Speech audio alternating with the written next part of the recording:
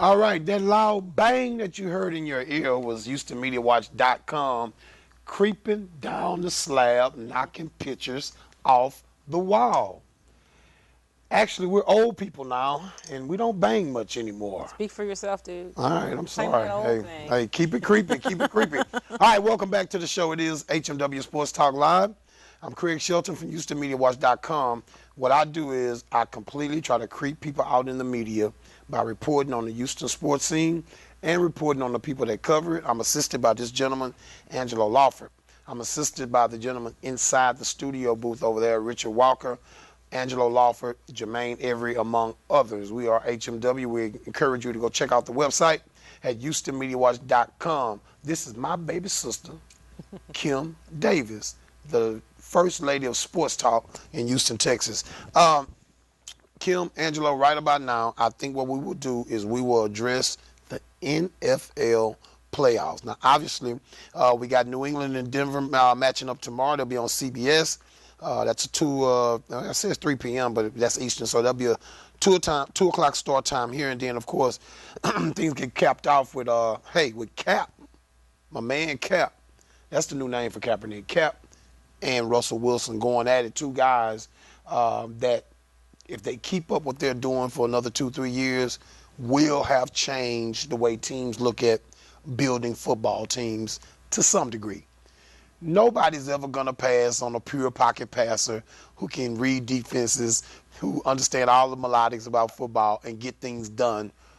Just not going to happen. You can say what you want about the athletic quarterback. Hey, I love watching them play. Nobody's going to pass on the true pocket passer that remind people of winning football games the old-fashioned way. It's just not going to happen. But if these guys keep up the way they're going, obviously, we're going to see some change, or more willingness to think outside the box. We're guaranteed to see one of these guys in the Super Bowl. No doubt about that. And we're pretty much guaranteed to see one of these guys up against a traditional guy, the type of guy that I was just saying is never going to go away. Because Michael Vick hasn't dominated the NFL the last 10, 12 years. It's been Peyton Manning, and it's been Tom Brady. Yeah. Talk a little bit about what we're going to see tomorrow. Let's go ahead, Kim. Start with you, and let's start with New England and Denver. So I think that, especially this whole classic rival, all that's being made about the Brady versus Manning matchup, that people just don't like Brady because he's not relatable. But Manning he's a guy that sells, Oreos and, all these things I've been hearing. I like Omaha, right. I like Tom Brady, but I would like to see Manning win. I'd like to see him kind of get that monkey off his back about not being able to win in cold weather and not being able to go compete against Brady. But what I think was interesting this week is that Manning made these comments about how great Belichick is and the greatest coach of all time. And, basically to me, he's kind of saying, you guys have won because you got a better coach, right? I think defense is going to be really key, but I think the running games are going to play as big a factor as anything in actually both games tomorrow. Well, thus far to this point in the playoffs, that's what we've seen. I think Denver at home is tough to beat, but I think they're going to be a great matchup. This weekend is tough to call them. I'm pulling for Denver. I hope to see a great contest. I'd be shocked if the Patriots don't open things up tomorrow. I will be shocked. They never do what you expect them to do. That's just Belichick doesn't do what you expect them to do. You got to think about the weather conditions tomorrow. They're favorable for the passing game. And I just don't think there's any way that the Patriots, coming off a game where they dominated with, 6 rushing touchdowns, don't throw a monkey wrench in that place. The Patriots don't allow you to. It's just never that easy with those guys. Tom Brady's having probably his best season, but his numbers are down. Numbers down, but a masterful job working with young talent. He's doing what it takes to win. And that's something when I hear people say, well, Brady's having a down year. He's probably having the best year he's had. No. You have to look at the roster. The roster is completely different. No Gronkowski, no Hernandez. Yeah, he's masterful. Hernandez. Yeah, no doubt about that. Okay, well, we kind of got into it, and we'll get into it a little bit further. We'll start with you on this, Angelo. Kim mentioned it, but we'll get your thoughts on it. We have to do it. There's no way around it. the Peyton Manning legacy thing? Are you a part of that? Are you one of these guys that say if Peyton doesn't win a Super Bowl this year, his legacy will be affected? Well, you know what?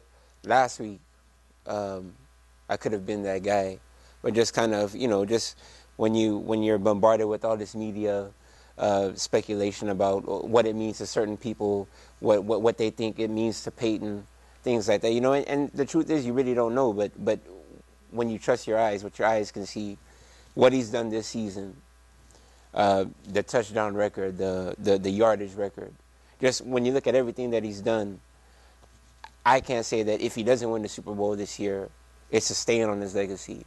I just think he's surpassed expectation based on what he's coming from with the neck injuries and everything. No. But isn't Peyton Manning just kind of a victim of what we've become as a society? Excuse me. And we'll talk more about that angle as we talk about the Arian Foster story later. So much of what we see is just what we've become. Right. We will not accept anything near perfection. And if Peyton Manning's career is an exemplary of perfection on so many different levels, I mean, he does have a championship. It's not like he hasn't won one. So there's no question, can Peyton Manning win a championship? Hell, he was even good enough to make it to a second one, didn't quite get it done. I just in some terms, to me, it's such a ridiculous conversation to have, but I know we have to have these conversations. It's just what we do. Now, how about this conversation? Nobody's having this one. What about Tom Brady? If he does, in fact, make it to a 6th Super Bowl, but loses, and then he's 500 in Super Bowls, is it the fact that, but he made 6 Super Bowls, so no legacy damage there? Well, look at the thing that happened with Jim Kelly. How many times did the Buffalo Bills go and not win? And then people talked about he could never win it. He never win the big one. So can Brady's legacy have any damage done? No. Nah. No, especially when you look at the roster again, just to even get here. Yeah. I don't even think people care about the roster. I just think it's just the conversation when it comes to Brady is different. Right. It is. It's different, and it's different for a reason. One thing I'll say about Tom Brady and the Patriots, there are some misconceptions, and I had this conversation with one of the HMW writers earlier, Lamont Mann, and part of it is history. See, part of it has to do with age. And he said, well, yeah, but see, you and Kim, you guys saw Joe Montana play. Because what I did, I said, well, my question was, you think Tom Brady's a better quarterback than Joe Montana? And he's like, yeah, it's not even close. I said, I don't have a problem with you thinking Brady's better. But you never say it's not even close when we're talking Joe Montana. Right. I say, because, see, Montana won every Super Bowl he ever went to. Right. All 4 of them. But then he later admitted, you know what? I was a kid watching Joe Montana play. I wasn't articulating football as I articulated as an adult. So Tom Brady, Peyton Manning have been the guys that he's been. That makes total sense. And I think it's probably like that for a lot of folks. Let me ask this question. Think about, and I'm riding Tom Brady, folks. Think of a scenario where same rosters that Tom Brady lost his 2 Super Bowls with. That one Super Bowl they lost to the Giants. Think about what that Giant team really was. Really was just a hot team. Yeah. Then you think about the Super Bowl he lost in a perfect season. If Peyton Manning is the quarterback of either of those teams, do you think the outcomes would have been any different?